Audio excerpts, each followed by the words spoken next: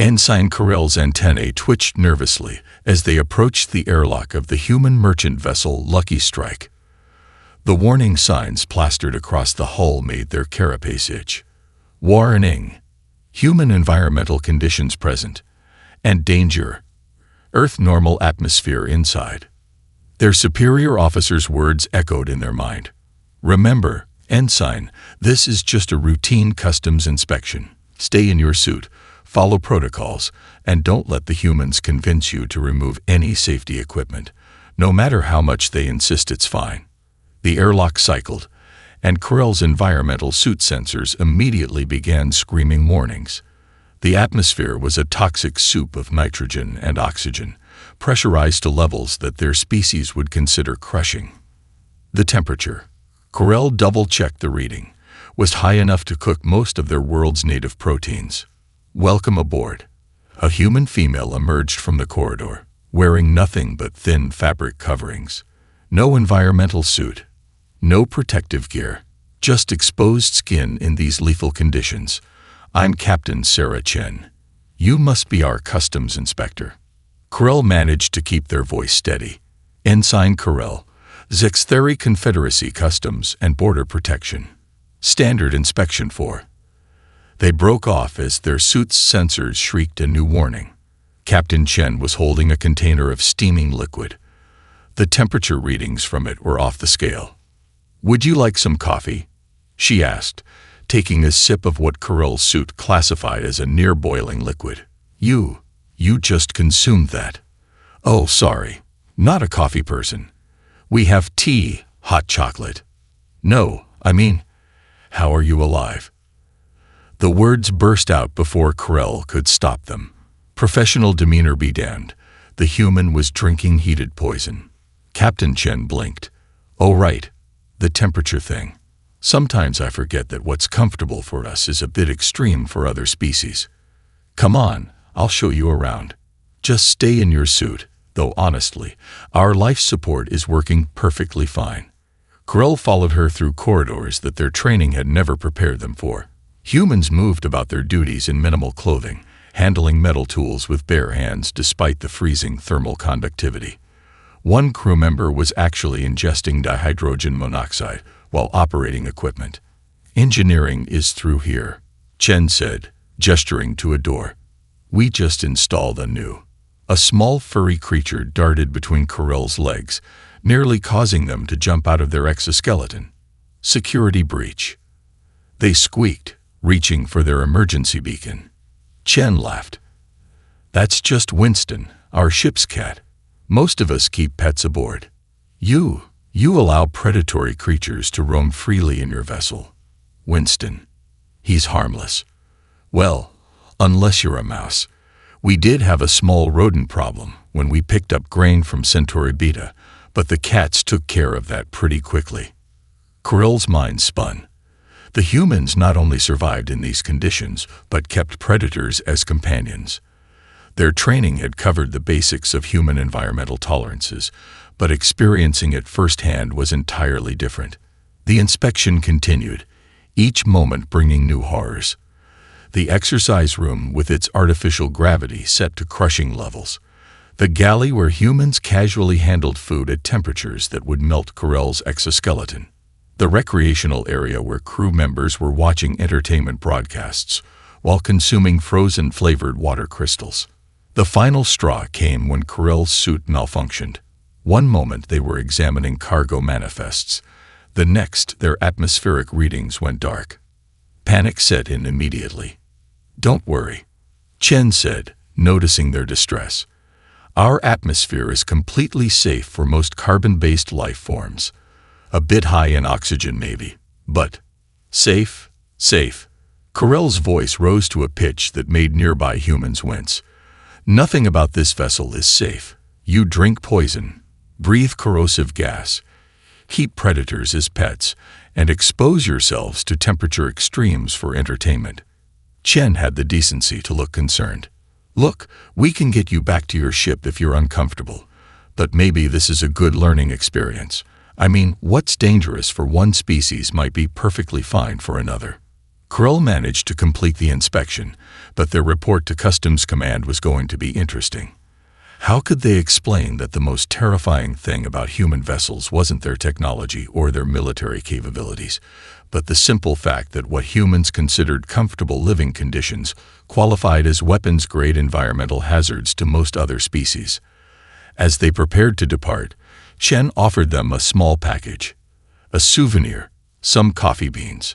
Don't worry, they're sealed in a safety container. Krell stared at the package, then carefully stored it in their specimen box. It would make a perfect addition to the Customs Academy's collection of human hazardous materials. From that day forward, Krell understood why the warning signs existed. They weren't there to protect humans from alien environments. They were there to protect aliens from humans. The Starfarer's Rest was unusually crowded that cycle, with species from across the galaxy packed into the station's famous multi-environmental bar.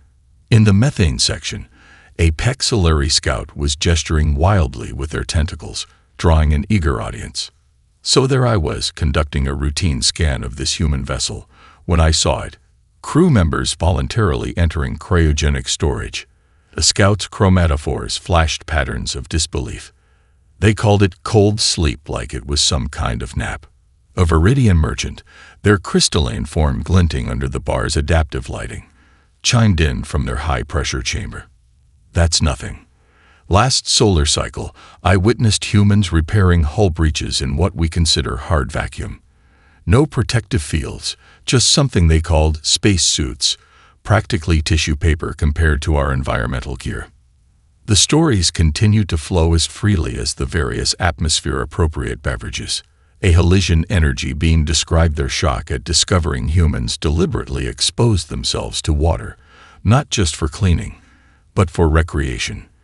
They call them swimming pools, and they submerge their entire bodies, voluntarily.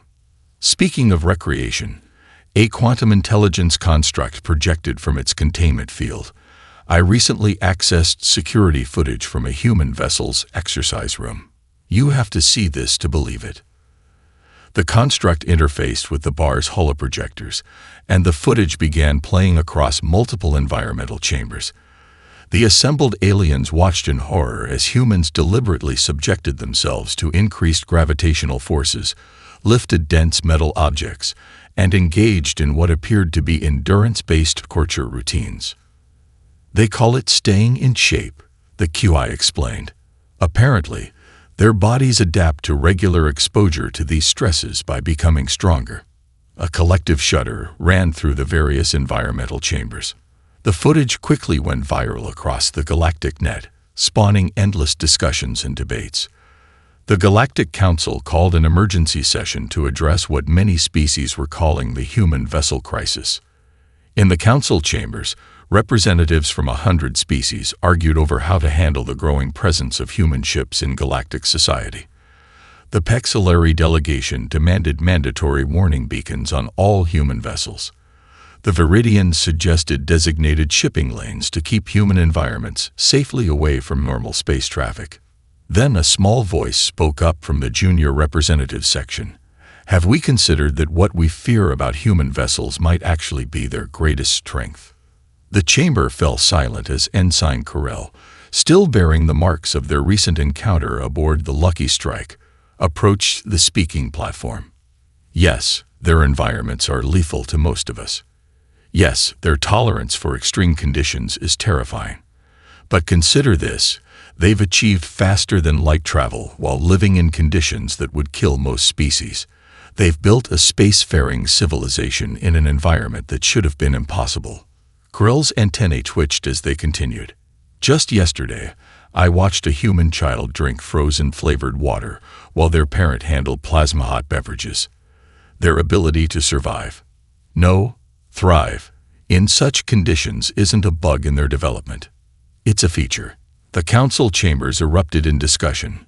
Stories began flowing from every delegation.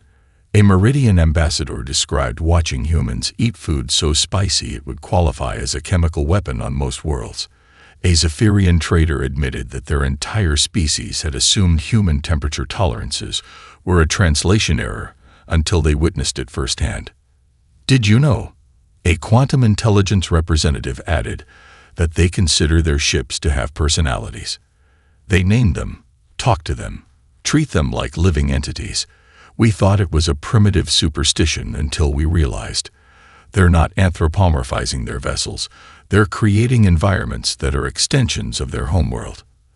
As the story spread through the council chambers and across the galaxy, human vessels gained an almost mythical status. Their reputation grew not just from their dangerous conditions, but from the incredible implications of a species that could treat such extremes as comfortable. The footage from the exercise room became required viewing at sinological academies. Diplomatic missions began requesting tours of human vessels, though always with extensive safety protocols in place. Some particularly daring xenanthropologists even started requesting permission to study human environments up close. Back at the Starfarer's Rest, the stories continued to grow. Each tale seemed more incredible than the last, yet verification protocols confirmed them all as true.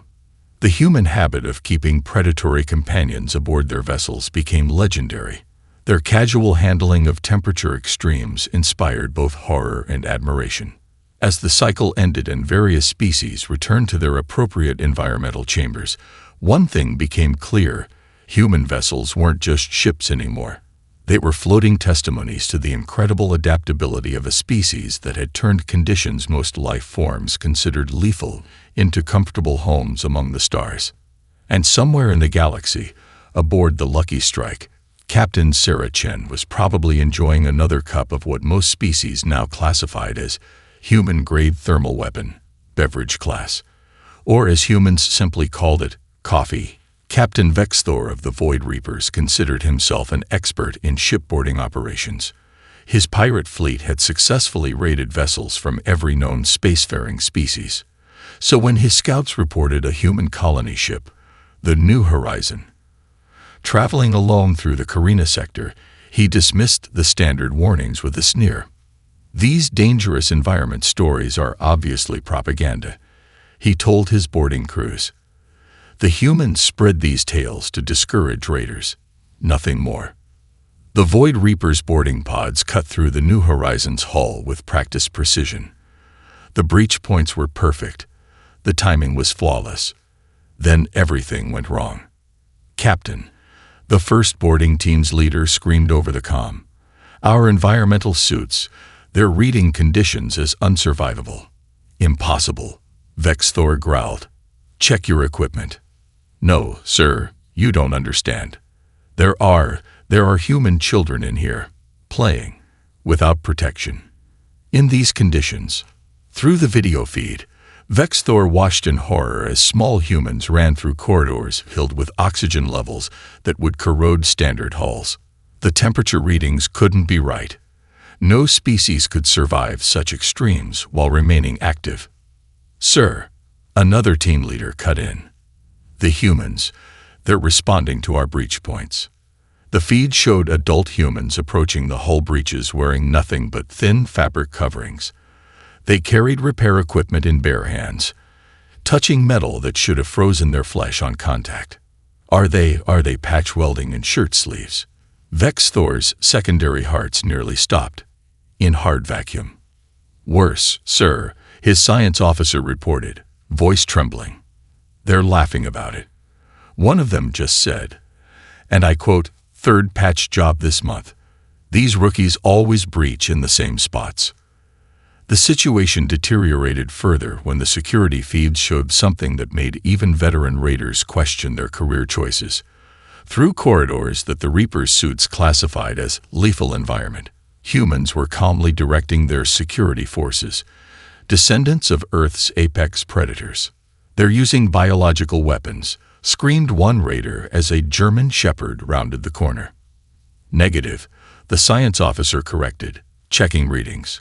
According to their internal communications, those are emotional support animals. Vexthor watched in disbelief as humans casually went about their business in conditions that would kill most species instantly. A group of them had gathered near one breach point and appeared to be making hot beverages. Did that human just offer our boarding team coffee? Vexthor demanded. "Yes, sir." And when our team declined, the human said, and I quote, "Right, sorry, forgot about the whole toxic to other species thing. Our bad." The Void Reaper's reputation had been built on spreading terror through the shipping lanes. Now, watching humans treat lethal environmental hazards as minor inconveniences, Vexthor realized his fleet was experiencing true terror for the first time. "Sir," his tactical officer reported, "they're not even charging weapons. The humans are literally just fixing the holes we made." One of them is humming. The final straw came when the New Horizons captain opened a communication channel. Captain Sarah Martinez appeared on screen, sipping from a steaming mug, a large furry predator lounging casually beside her command chair. "Void Reapers, right?" She smiled. "Look, we appreciate the enthusiasm, but these hull patches aren't cheap. If you're interested in a tour of our vessel, we do actually have a visitor center. Environmental suits provided, of course. We even have a special observation deck where you can safely watch humans in their natural habitat." Vexthor stared at the screen, watching Martinez absently scratch the ears of her emotional support predator while drinking a beverage hot enough to melt standard hull plating. "Also," Martinez continued, "you might want to warn your boarding teams about the gym. Someone left the gravity set to Earth normal plus 20%. Wouldn't want your people getting crushed." The retreat order was given immediately. As the Void Reapers fled, they could hear humans over the open channels discussing whether they should invite the next batch of pirates for movie night. The story spread quickly through the galactic underworld. The Void Reapers, terror of the shipping lanes, had been defeated not by weapons or tactics, but by the simple horror of watching humans exist in their natural environment. Vexthor filed a formal amendment to the Pirate Code that same cycle. Rule 257. Human vessels are to be considered Class 10 environmental hazards. Do not board. Do not attempt to board. If humans offer you coffee, retreat immediately. As a final insult to their reputation, the New Horizons crew sent the Void Reapers a bill for the hull patches, along with a gift certificate for their visitor center's Experience Human Environment Tour. Vexthor kept it as a reminder that some terrors in the galaxy couldn't be conquered, they could only be avoided. Somewhere in the ship's records, a note was added. Pirate raid interrupted game night. Reschedule movie showing of Aliens to next week. Dr. Ixtal adjusted their most advanced environmental suit for the 5th time. As the Galactic Council's leading xenoanthropologist, they had studied dozens of species in extreme conditions, but nothing had prepared them for embedding on the human research vessel, Curiosity. "Welcome aboard, Doctor." Captain Rodriguez beamed, extending a hand in what Ixtal's cultural database identified as a greeting gesture. "Sorry about all the safety protocols, but we understand our environment can be a bit challenging for visitors." Ixtal's suit sensors were already cataloging multiple violations of what most species considered survivable conditions. Their first report entry practically wrote itself. Human Vessel Study. Day 1. Basic life support aboard human vessels would qualify as siege weapons under Galactic Convention standards. Humans appear either unaware or unconcerned. The ship's tour revealed an environment that read like a horror catalog. The recreation room featured artificial gravity controls that could simulate up to 3 times standard gravity. For workout enthusiasts, Rodriguez explained, as if volunteering for crushing gravitational forces was perfectly normal. The cafeteria was worse. Humans casually handled substances at temperature extremes that would shatter most species' molecular bonds. One crew member was consuming frozen flavored crystalline structures, while another nearby drank nearly boiling liquid stimulants. Human Vessel Study. Day 3. Discovered humans intentionally create temperature differentials for pleasure. Subject consumed ice cream simultaneously with coffee, demonstrating temperature tolerance range that exceeds most planetary extremes. The medical bay defied comprehension. Humans deliberately exposed themselves to radiation for diagnostic imaging. They used focused energy beams for healing. The ship's doctor proudly showed off their physical therapy equipment, devices specifically designed to stress damaged body parts. Human Vessel Study. Day 5. Human medical practices appear indistinguishable from torture by most species standards. Subjects report these procedures as helpful and occasionally relaxing. The engineering section presented new horrors. Humans routinely entered areas with radiation levels that would sterilize most planets, protected by what they called basic shielding. They handled superheated plasma conduits with what Ixtal's species would consider tissue paper for protection. Everything changed on day 7, when Ixtal's suit malfunctioned during movie night. The crew's reaction was immediate but not panicked, as Ixtal's sensors screamed warnings about the lethal environment. Humans calmly established a safe zone. Within minutes, they had created a bubble of atmosphere and temperature suitable for Ixtal's species. "We keep emergency environmental protocols for all known species," Rodriguez explained, helping Ixtal into the safe zone. Part of standard human hospitality. That moment transformed Ixtal's research. They began to understand that human vessels weren't just environment-controlled ships. They were expressions of humanity's fundamental nature. Human Vessel Study. Day 10. Previous assumption of human environmental carelessness incorrect. Subjects demonstrate remarkable awareness of other species' needs while maintaining their own extreme conditions. Ship design suggests not disregard for safety, but extraordinary adaptability. The study's conclusion shocked the Galactic Council. Dr. Ixtal's report detailed not just the environmental extremes of human vessels, but the sophisticated engineering that allowed humans to create safe spaces for other species within their death world conditions.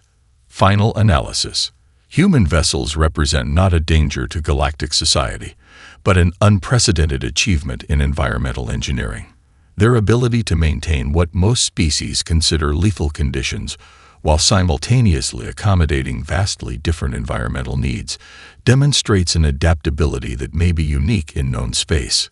The report's appendix included a note about Ixtal's continued observation of movie night after the suit malfunction. From within their safe bubble, they had watched humans consume toxic substances, popcorn with butter, maintain consciousness in variable gravity, reclining chairs, and display emotional responses to artificial stimuli, crying at sad scenes. Personal addendum. Have been invited to next week's movie night. Humans installing permanent xenobiological safe observation zone in recreation room. Beginning to suspect human hospitality may be as extreme as their environmental tolerances. The Curiosity became the first human vessel certified for multi-species scientific observation. Dr. Ixtal's research established new protocols for studying human environments, and their paper Extreme Hospitality. The Paradox of Human Environmental Engineering became required reading at xenoanthropology academies across the galaxy.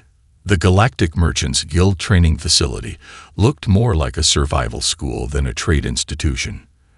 Instructor Skivax watched through multiple environmental shields as another class of prospective merchants prepared for their human vessel interaction certification. Today's simulation, they announced, will cover basic human ship environments. Remember, what you're about to witness may seem impossible or horrifying, but these conditions are completely normal for humans. The first scenario activated, a recreation of a human vessel's cafeteria. The students' environmental suits registered immediate warnings as they watched holographic humans consume what their systems classified as hazardous materials. Note the human on the left, Skivax pointed. They are simultaneously consuming frozen flavored water crystals, while their companion drinks near-boiling bean extract. This is called having dessert with coffee and is considered a normal social interaction. A Meridian student raised their appendage. But instructor, the temperature differential alone would shatter most species' molecular bonds. Exactly. This is why understanding human environmental tolerances is a required course. Now, observe the human adding something called hot sauce to their meal, a substance that would qualify as a chemical weapon on most worlds. The next simulation showcased a human vessel's recreation area. The students watched in horror as humans voluntarily entered variable gravity conditions for entertainment. They call this dancing, Skavax explained. Yes, they intentionally disrupt their equilibrium for pleasure. The accompanying sonic vibrations they call music would be classified as siege weapons in most jurisdictions. The training program had been adapted significantly since its inception. The original version had caused several students to experience trauma after witnessing humans handle bare metal in sub-zero conditions. Now, exposure to human environmental extremes was gradually increased throughout the course. Your final certification, Skavax announced, will require you to maintain professional composure while observing humans in their natural shipboard environment. This includes witnessing them consume dihydrogen monoxide, interact with their predatory companions, and possibly even observe their exercise routines. The Human Zone survival certificates quickly became prestigious among galactic merchants. Those who earned them wore their certification badges prominently, often sharing horror stories about their training experiences. You should have seen the simulation of their shower facilities. One graduate told a rapt audience at a trade hub, they stand under streams of heated dihydrogen monoxide for cleaning, voluntarily. The Guild's training program gained unexpected popularity when they started including recreation holograms of the certification process. Surviving Human Coffee Hour became a popular entertainment show across the galaxy, with viewers watching in fascinated horror as merchants in training learned to cope with seeing humans casually violate the laws of survivability. Even the Void Reapers, still recovering from their infamous encounter with the New Horizon, sent representatives to take the course. Know your enemy, they claimed, though several pirates were seen displaying their certification badges with suspicious pride. The most challenging module proved to be understanding human recreational activities. Students had to comprehend how humans could consider high-gravity exercises, exposure to temperature extremes, and consumption of caustic substances as relaxation. Remember, Skavax told each class, humans don't just survive these conditions, they enjoy them. Your success in galactic trade may depend on your ability to maintain professional composure while watching a human drink hot chocolate in a cryogenic storage area. The certification program's unexpected success led to specialized courses. Advanced Human Vessel Navigation taught merchants how to identify human-safe corridors. Emergency Protocol. Human Hospitality prepared visitors for the terrifying possibility that humans might offer them refreshments. The Guild even developed a special course for diplomatic missions, Surviving Human Formal Functions. It focused on maintaining composure during human celebration rituals, which often involved all their environmental extremes at once. One training session was interrupted when a human merchant vessel requested emergency docking. The students watched in awe as the human crew casually repaired a plasma conduit leak while discussing their weekend plans. And that, Skavax said proudly, is why our certification is now required for all non-human merchant vessels operating in human space. Sometimes the best survival strategy is simply understanding that what's lethal to us is comfortable for them. The program's motto, suggested by Dr. Ixtal during a consulting visit, became famous throughout trading space. Human vessels, where one species' death world is another species' luxury cruise. As Skavax prepared for another class, they noticed their latest batch of students already donning their environmental suits with practiced efficiency. Perhaps they thought, the galaxy was finally learning to adapt to humanity's unique place in the universe, even if that place was technically classified as an environmental hazard zone. The marketing team at Stellar Cruise Lines couldn't believe their luck. What had started as a liability, the deadly to aliens nature of human ships, had become their biggest selling point. The luxury liner Earthborn Wonder was about to launch its maiden voyage, and ticket sales for the Experience Earth program had already broken all records. Ladies, gentlemen, and beings of all configurations, announced Sarah Chen, now promoted to Fleet Admiral after her legendary coffee incident with Ensign Corell went viral. Welcome to the galaxy's first purpose-built human environment tourism vessel.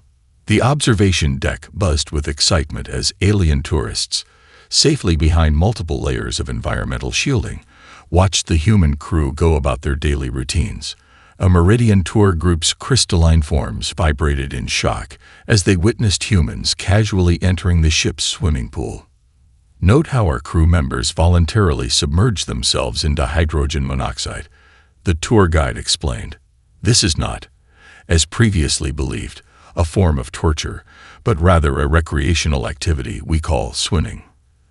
The ship's designers had fully embraced their vessel's reputation. The gym featured floor-to-ceiling windows allowing visitors to watch humans exercise in what most species considered crushing gravity. The cafeteria had become a theatrical experience, with designated viewing areas for aliens to observe humans consuming everything from ice cream to spicy foods.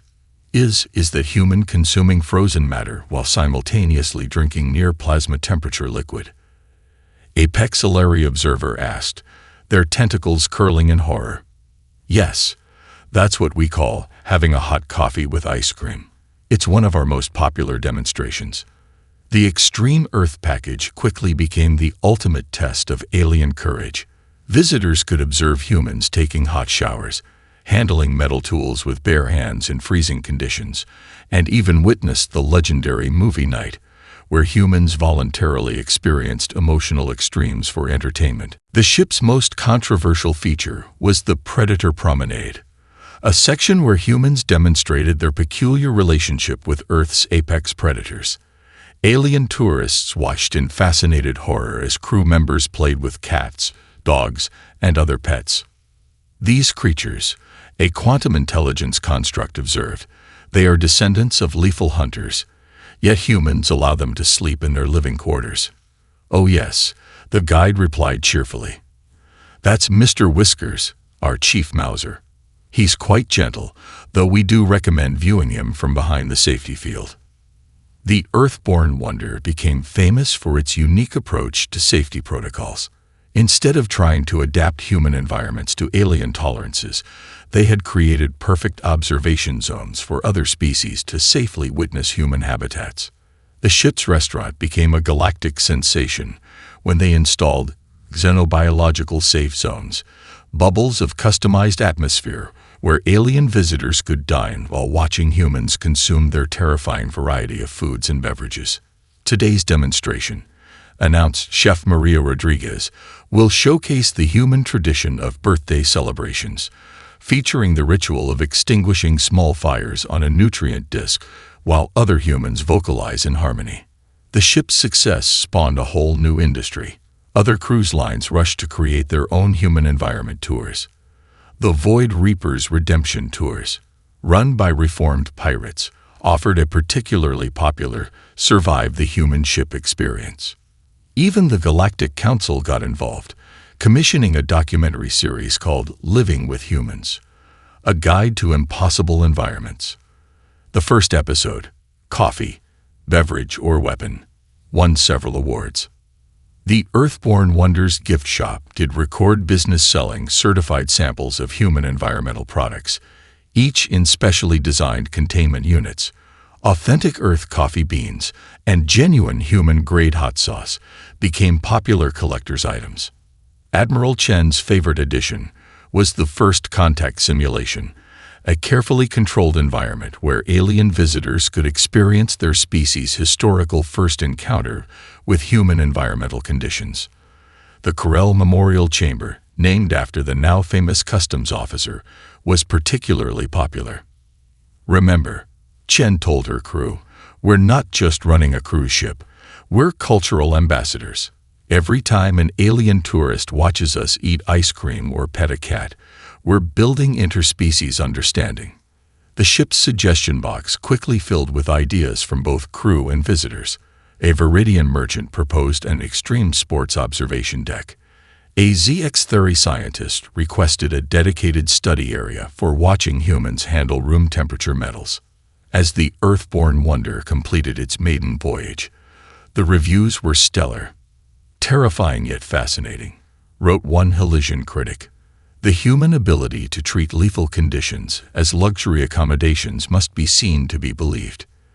The ship's success proved what Admiral Chen had always suspected, that humanity's greatest strength wasn't their technology or their adaptability, but their ability to turn their deadly-to-others environment into a tourist attraction. Next cruise, she announced to her crew, we're adding a spa section. Let's show the galaxy how humans relax in conditions that would liquefy most species. The luxury space station, Paradise Point, was the pride of the Galactic Cooperative, featuring perfectly calibrated environments for 17 different species. When its environmental systems began to fail, no one expected salvation to arrive in the form of the human vessel Sanctuary. Captain Y. Rodriguez was enjoying her morning coffee when the distress call came through. This is Paradise Point Station. Critical environmental failure in progress. 2,000 beings at risk. Any vessels in range, please respond. The Sanctuary was the only ship within rescue range. As Paradise Point's atmosphere began to turn toxic for its inhabitants, Rodriguez made a decision that would rewrite galactic emergency protocols. This is Captain Rodriguez of the human vessel Sanctuary. We're opening our cargo holds. We can accommodate all of you, but, she paused, knowing how her next words would be received. You'll have to trust us. The station's administrator, a meridian crystalline entity, wavered in distress. Captain, your vessel's environment would be lethal to most of our residents. We know. That's why we're converting our cargo holds into specialized environmental chambers. But you have to hurry. Your atmosphere is deteriorating faster than your shields can compensate. The next 6 hours became legend in space rescue history. The Sanctuary's crew worked in what other species considered lethal conditions, converting cargo spaces into survival zones for 17 different atmospheric requirements. Jenkins, reroute those coolant lines to Cargo Bay 3. The Meridians need their chamber at -100 degrees. Martinez, we need those pressure regulators in Bay 4 cranked up to crushing levels. The Viridians can't survive anything less. Somebody get the cats secured. The Pexillari are coming aboard. And they're already terrified enough. The human crew moved through their ship's lethal environment with practiced ease, wearing nothing more than standard work uniforms, while creating safe havens for species that considered human normal conditions to be weapons-grade hazards. As the first refugees arrived, they were greeted by an astonishing sight. Humans calmly operating in conditions that should have killed them, all while carefully maintaining 17 different safe zones throughout their vessel. Please proceed to your designated environmental chamber, Rodriguez announced over the ship-wide comm. Yes, the corridors are filled with oxygen. Yes, the temperature is at human normal. Yes, there are predatory companions aboard. But I promise you, you're safer here than on that failing station. A young Pexillari, tentacles trembling, watched through their environmental suit as a human child casually drank water while petting a cat. They live like this, always. Could be worse, a nearby crew member joked, sipping coffee. Sometimes we turn up the gravity in the gym. The rescue operation became a masterclass in human adaptability. When the Halesian energy beings needed their chamber recharge, humans manually rerouted power through their own quarters. When the quantum intelligence constructs required specialized data environments, the crew volunteered their entertainment systems. Captain, the ship's engineer reported, we're running at 120% capacity in life support, maintaining 17 different environments. And the coffee maker's still working. I'd call that a win. The most remarkable moment came when a section of environmental shielding threatened to fail in the Zixatheri chamber. Without hesitation, Rodriguez ordered her crew to evacuate that section of the ship. But Captain, her first officer protested. That's the mess hall. The Zixatheri can't survive our atmosphere. We can eat in our quarters for a few days. That decision, humans willingly surrendering their own comfortable space to preserve a lethal-to-them environment for others, changed many species' understanding of human nature. As the Sanctuary maintained its patchwork of environments, something unexpected happened. The refugees, watching humans work tirelessly in their death-world conditions to keep others safe, began to see human environmental adaptability not as a horror, but as a gift. They can survive anywhere, a Meridian observer noted, which means they can help anyone, anywhere. After 3 days, the Paradise Point crisis ended. The station was repaired, and its residents returned home with a new perspective on human vessels. The official report to the Galactic Council noted something unprecedented. 17 species had voluntarily boarded a human ship, knowing its environment should have killed them because they trusted human adaptability more than they feared human conditions. Captain Rodriguez received the Council's highest honor for the rescue. The ceremony had to be held in a multi-environment chamber, as the human preference for oxygen-rich atmospheres would have killed half the attendees. The true heroes, Rodriguez said in her acceptance speech, while casually holding a cup of near-boiling coffee, are the refugees who trusted us enough to board a ship that their environmental suits classified as a death zone. As the sanctuary resumed its regular duties, it had gained a new nickname in galactic circles, the Ship of Impossible Salvation. Its crew added a new motto below the vessel's name. Warning: human environmental conditions present. Also present: humans who will adapt their environment to save your life. The Galactic Council chamber had been specially modified for this historic session. Multiple environmental zones allowed representatives from every spacefaring species to attend the formal recognition of the universal law of human vessels. The human diplomatic contingent, led by Admiral Sarah Chen, had caused minor panic by arriving with their standard accompaniment of pets, emotional support animals, and a complete coffee service. Senior Xenological Safety Officer Carell, their carapace now bearing the distinguished marks of years of human interaction studies, watched with amusement as council members cautiously eyed the steaming beverages. Distinguished representatives, Chen began, standing comfortably in what most species considered a toxic atmosphere. Today we formalize what many of us have learned through experience. Human vessels are not hazards to be avoided, but havens of adaptability. The Council's primary chamber displayed footage from the past year, the Earthborn Wonder hosting successful xenotourism programs, the Sanctuary's legendary rescue of Paradise Point, and even the reformed Void Reapers offering survival tours of human ships. We propose, Chen continued, casually scratching the ears of her ship's cat, reclassifying human vessels from environmental hazard zones to adaptive sanctuary vessels. Yes, our normal conditions are lethal to most of you. But as we've demonstrated, that's not a bug. It's a feature. Krill stepped forward, their environmental suit gleaming with modifications developed through years of human interaction. When I first boarded a human vessel, I thought I was entering a death zone. Instead, I discovered a species whose greatest strength isn't their ability to survive in lethal conditions. It's their ability to maintain those conditions while creating safe spaces for others. The evidence was compelling. Human vessels had proven themselves uniquely capable of adapting to accommodate multiple species while maintaining their own extreme environments. The Sanctuary's rescue operation had demonstrated that human environmental engineering could save lives precisely because humans could work in conditions others found impossible. A Pexillary representative raised their tentacles. But what about the warning signs? The environmental hazard classifications. Oh, we're keeping those. Chen grinned. They're collector's items now. The Void Reapers even sell authorized reproductions in their gift shop. The chamber erupted in multi-species laughter, a sound that would have been impossible before human environmental adaptation techniques made such mixed gatherings feasible. The formal reclassification ceremony nearly derailed when Chen suggested celebrating with refreshments. The sight of humans casually handling near-boiling liquids still triggered environmental suit alarms, but now those alarms were met with fascination rather than fear. Would anyone like to try hot chocolate? Chen offered. We've prepared it in environmentally sealed containers, of course. Dr. Ixtal helped design them specifically for cross-species consumption.